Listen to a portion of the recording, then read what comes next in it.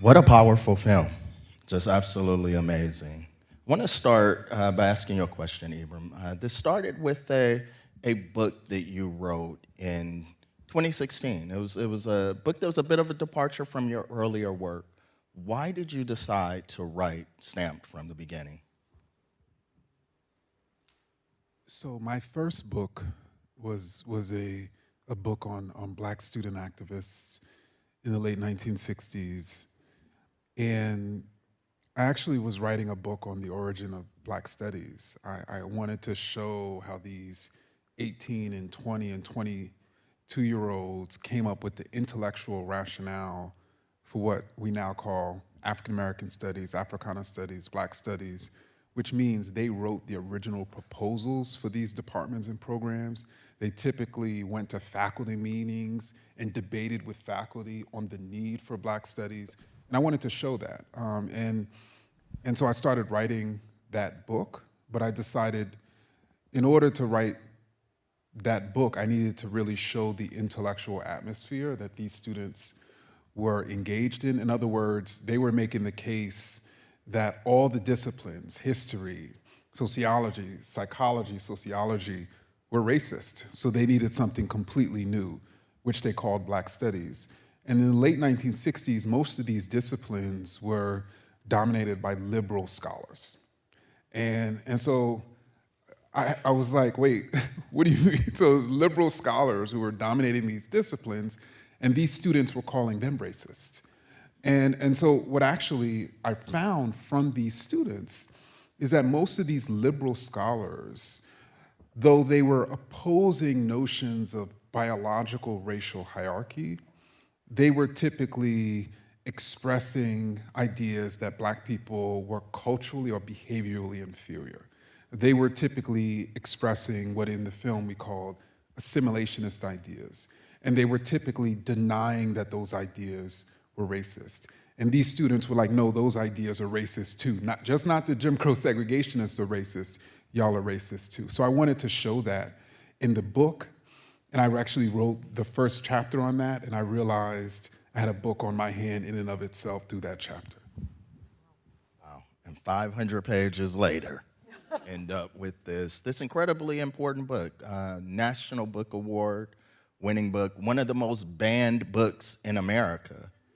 Just an astonishing work. Thank you so much for doing this deep dive into this very important book, which really transforms how we think about race in this country. Mara, I want to come to you next, and congratulations on signing a very important deal with Netflix, a creative deal in 2020, and this is the first project that's coming out from that deal. Why was this project so important to you?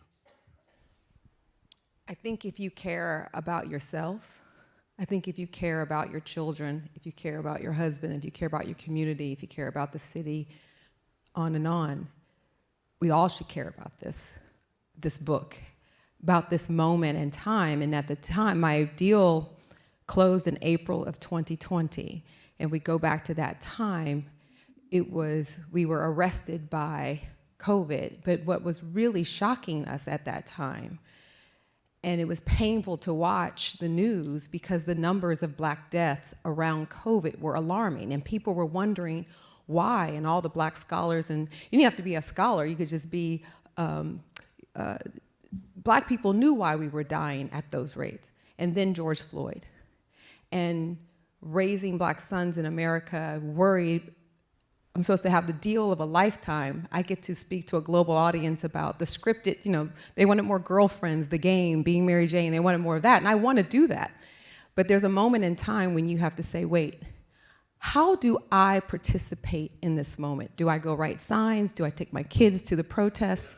And it's like, no, I have carved out something for myself, and let me use that for the greater good. And so I went to Netflix and I was like, hey, I think that this book, which is amazing, I go to the book so I can be transformed, so I can understand what was going on and why we were sort of retreating so quickly after all this progress. And so just in the book itself, in the film, like when there's when there's progress, this is great sort of blowback. Anyway, I wanted to participate in a way that said,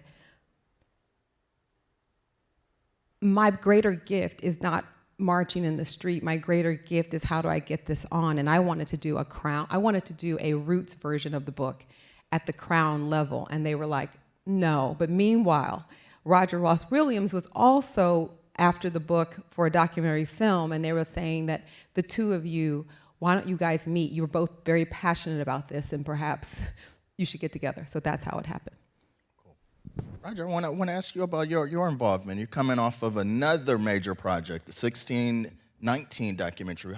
Why was this project important for you to continue to talk about these themes? Yeah, I think it was the same as Mara, really. You know, it was in the wake of George Floyd. We're all trying to make sense of what's going on, this massive, short-lived racial reckoning. And I just decided I was going to take on all these projects to kind of, you know, figure it out in the best way I can, which is to tell stories. So we started with Ta-Nehisi Coates' Between the World and Me, which Elisa produced, as an HBO special with all the greatest actors, black actors on the planet. And the 1619 Project, High on the Hog, through food, African American culture through food. And I read Dr. Kendi's book, and I was just transformed. And I was like, okay, how am I going to take this 541, how many pages, Lisa? 541. 541, okay, page book, and turn it into a film. And Netflix said, you could do a series, you can do whatever you want. You can do a series. We went after the IP, got into a little bidding war. I won. And, you know, it's been a 3-year journey to this. Listen, you know, your work, similar topics. Why this project? Why did you want to be involved in this? As a producer, you know, you've got so much data in this book, and now you've got to distill that to 90 minutes. Why this project? Why did it really speak to you? For all the same reasons that everyone said. I mean, you know, I get to work with Dr. Ibram Kendi, right? I get to work with Roger Ross Williams and Mara. Roger and I were both on 1619 and on Stamped from the Beginning, coming off the heels of Between the World and Me.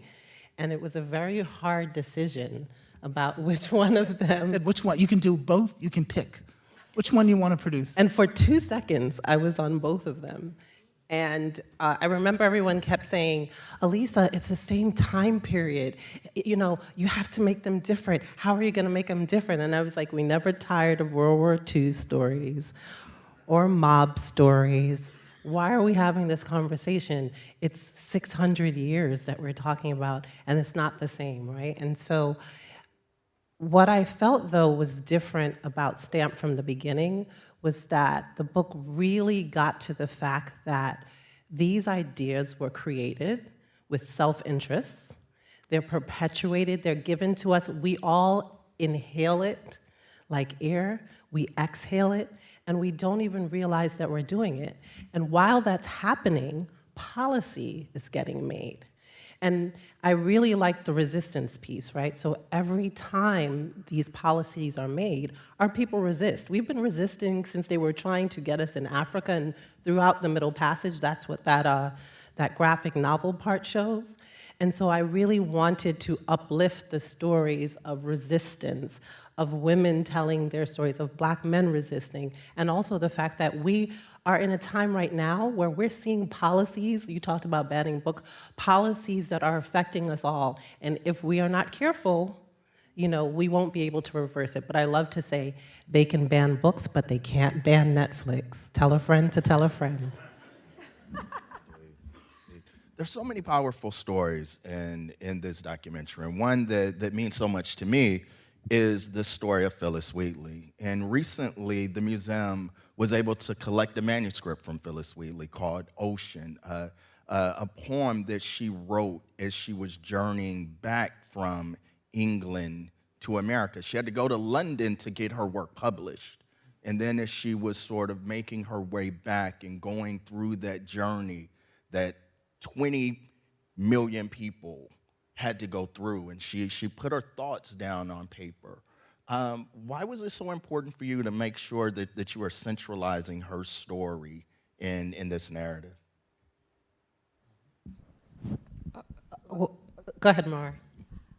In the book, what's interesting about being anti-racist, and there's a pattern in the book where you could see so many women, including Phyllis Wheatley, who were, though invisible, though not valued, they valued themselves to tell their story, to write it down, to document what was going on. They thought of themselves as worthy and whole.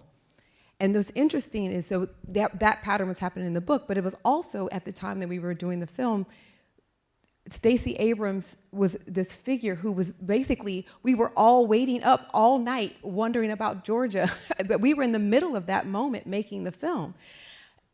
Simone Biles, also this gymnast who was speaking up about depression in the sports and what it was doing, that Black women were telling the story, and we were like, the pattern's right here. It was right here. And the other thing that's very interesting, I feel like I learned in the book, that if you're anti-racist and you're a Black woman, you might be able to survive it because you're under the radar. No one's paying any attention to you. You're invisible. But as soon as a Black man becomes anti-racist fully, the pattern there is that they're assassinated. And so what's interesting, you just start to see these patterns and all of that. And so the beautiful part is, I think, what I find interesting in the book is that, in the film, is that a lot of the footage of our Black men are in the archival footage because they had the mic back then. And the Black women were still there doing the work. And so we thought it was beautiful at this time for them to center them in the film because they're in the film. They're in the book, they're in the history, so put them there. Plus, I want to pass it back to my colleague about why we centered Black women and our Black scholars in the film, because that's a great story as well. All right. So when we were looking at all these possible experts and academics and historians, Elisa handed me a list, and most of the people on that list were the usual suspects. A lot of, whatever, Doris Kearns Goodwins and a lot of white men, and I started to look through the list, and I noticed a pattern that the work around racism was being done by Black women in academia at Harvard and Stanford and Howard. And I was like, wait a minute, we can have only Black women experts, only Black women tell this story, and that is a huge statement in itself because Black women have always been at the forefront of the resistance in America. And so I made that decision, and there was pushback from Netflix, and they were like, well, it's going to be not as accessible, not as, I don't know the word they use, accessible, in quotes, alienating. And I was like, I've gotten comfortable enough and confident enough as a director to be like, no, this is, I'm not budging on this. And no matter how much pushback I got, I refused to budge. And now everyone, they're like, brilliant, they take credit for it, but it was pushback. So, and it's powerful, it's powerful. These ladies are powerful. And I said, when we would sit them down for interviews, I said, I don't want to hear your talking points or your lectures. Talk to me about why this work is personal to you. Talk to me, tell me the stories. That's why they're so animated and emotional, like you've never seen these academic women before. It was also reflected in our own communication amongst us as producers, talking about it. It was emotional trying to make it, trying to figure out what went in the film. And so I think what's great about Roger, working with Roger, is he sort of absorbs the whole room, all the ideas of everyone. And there's a lot of women working on this film as well. And so he sort of absorbs all that, and he absorbed that energy and wanted to translate that into the book as well, which is actually very powerful for us to lead with feminine energy. It's been sort of, it's one of the most powerful collective forces, and we need that balance back in the world as well. I agree. It was for me, one of the outstanding moments was when you get to that idea of a Phyllis Wheatley moment, and then you have that pause, and then you see all of the various women give that knowing nod, and then the music comes in. It's just incredibly well done, and it's one of the scenes that will definitely stick with me. Ibram, I want to come back to you and ask you, what does it mean to be anti-racist, and what can we do both individually and collectively to work towards a society that's anti-racist? I know you've written whole books on this, but we got a couple minutes. Couple days. Well, I think we could certainly model ourselves after the Black women experts in the film. And I think these were experts who brought their full selves to the film, their intelligence, their stories, their emotions, and they were unapologetic in not only expressing the truth of history, but expressing their personal truth. And ultimately, they made the case collectively, we made the case collectively, that there's nothing wrong with Black people. Until to be anti-racist is to recognize that there's nothing wrong or even superior about any racial group, and there's everything wrong with the racist ideas that we chronicled in this film. There's everything wrong with the policies that Elisa was talking about that are dividing people, excluding people, creating inequities and injustices. But the last thing I'll say is that to be anti-racist is an active disposition. In other words, we live in a society of widespread injustice, widespread disparities and inequities, and the only way we're going to eradicate them is through our own actions. Yeah, that sentence, "What's wrong with Black people?" The opening of that was also very powerful because it immediately made me think of W.B. Du Bois and Souls of Black Folks, and he began that first chapter with the question that really resonates and really is powerful. And I know Du Bois has been a major influence of yours as well. Yeah, he was writing, he saw Black folks as his audience, and he writes in the opening lines of The Souls of Black Folk, how does it feel to be a problem? I want to come back to the current moment. You know, in 2026, this nation will celebrate its 250th anniversary. There'll be lots of narratives about the country, lots of moments of commemoration, lots of moments of celebration. In the context of our current landscape, what's your hope for this film? Well, I really hope that we see that there were many more founding fathers and mothers, right? We talk about who built this country. We really need to think about that. It always boggles my mind that you can have people who labored, you went after them, you said they were, like, if you actually, when we did the research and you read the text, when they went to Africa, they were in awe of us. They had never seen skin so beautiful, women so beautiful, etc. And then when they started slavery, right, chattel slavery as we know it, then there was all these justifications and other things, right?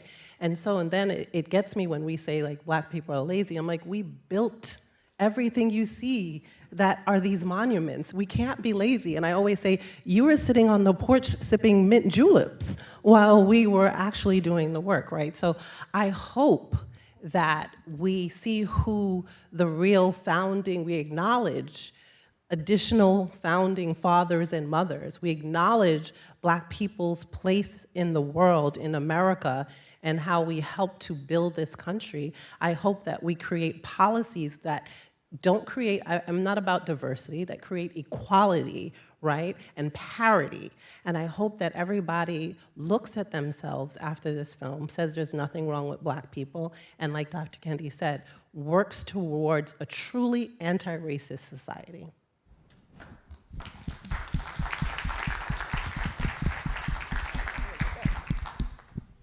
That's a hard act to follow, but I'm going to ask Mara and Roger if they'd like to respond.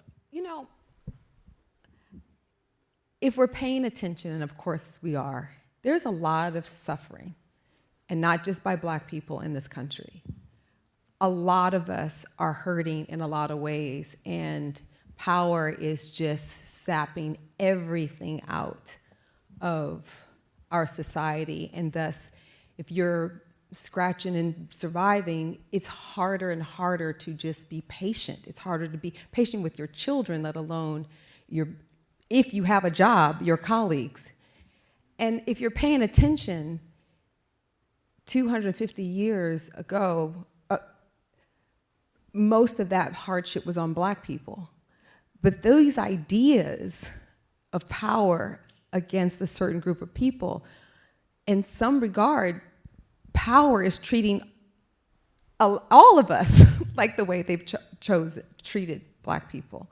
And it's incumbent upon us to understand and get on with the idea about how do we stop being distracted by who's on the bottom, Black people on the bottom, and all of us are drowning. And I think that's important to reflect on, that, you know, this election even coming up, we are fighting to have a real democracy. If you really think, are we even having a really, truly multiracial democracy? No. We're in that fight still, 250, close to 250 years. And so that's disheartening. However, we're still here. We are still here, and every day that we have a breath in our body, we can resist. And I'm here resisting because I want my children, who we've taught taught to dream, to know that it's actually true. My children are actually somewhat more concerned about climate change than even being Black in America. And my feeling is we need to can we just get rid of racism so we can collectively get on to the real thing that's gonna really hurt everybody? And so we have a lot of work to do, and I think if we can get racism out of or start making a dent into that one and get that one off the ground, we can actually get to the real work that we have to do in this country and the world.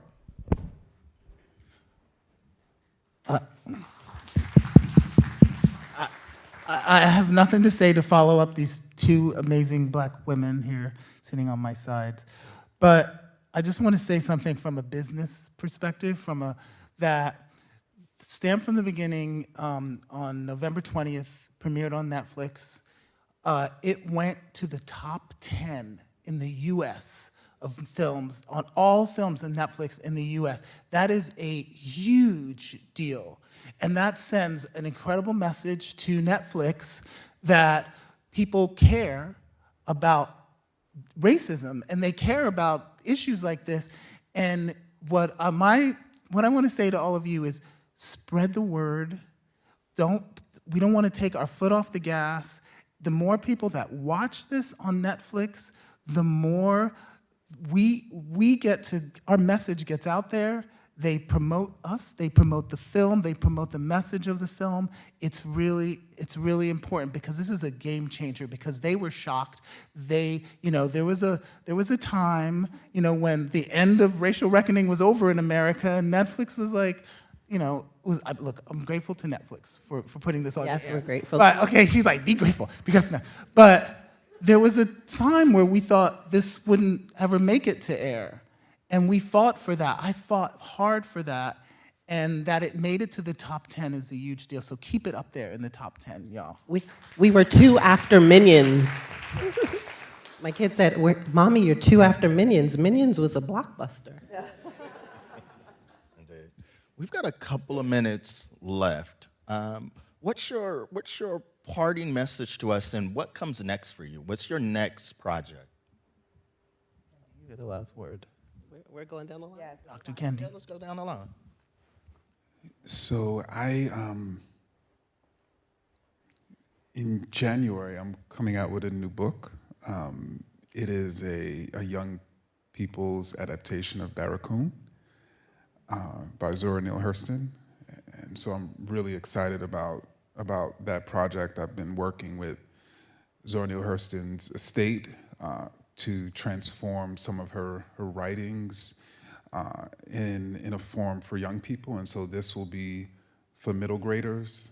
And I think the story of Cujo Lewis, who was one of the last known survivors of the transatlantic human trade to the U.S., of course, was told by Zora Neale Hurston, in Barracoon. So I'm excited to bring this to young people.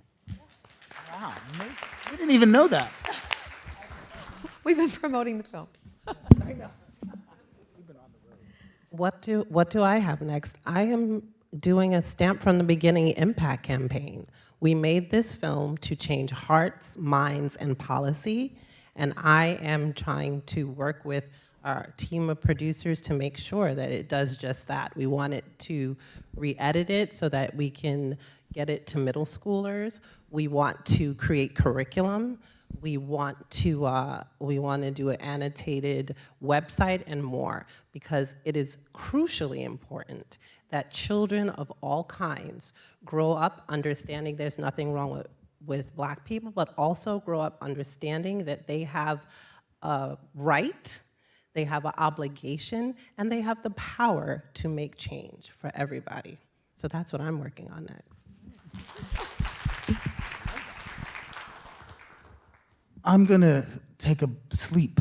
I released six projects this year, series and films, and I'm exhausted. And we're in the middle of a campaign, an Oscar campaign for this film. I also released my first scripted film this year, which I'm also in a campaign. I'm in a double campaign. But yeah, I'm gonna rest when this is all.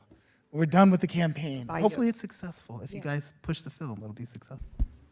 For me, it's fun. I took the train here from New York, and I'm writing my scripted film. So I am reimagining Judy Blume's Forever for a Black YA love story set in Los Angeles, 2018. And I just finished. It's a series. And season 1 is 8 episodes, and I just finished with my team episode 104, and it is good.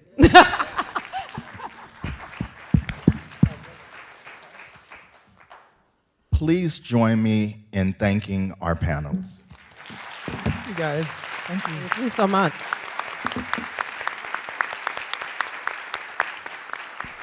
Thank you. Thank you for coming.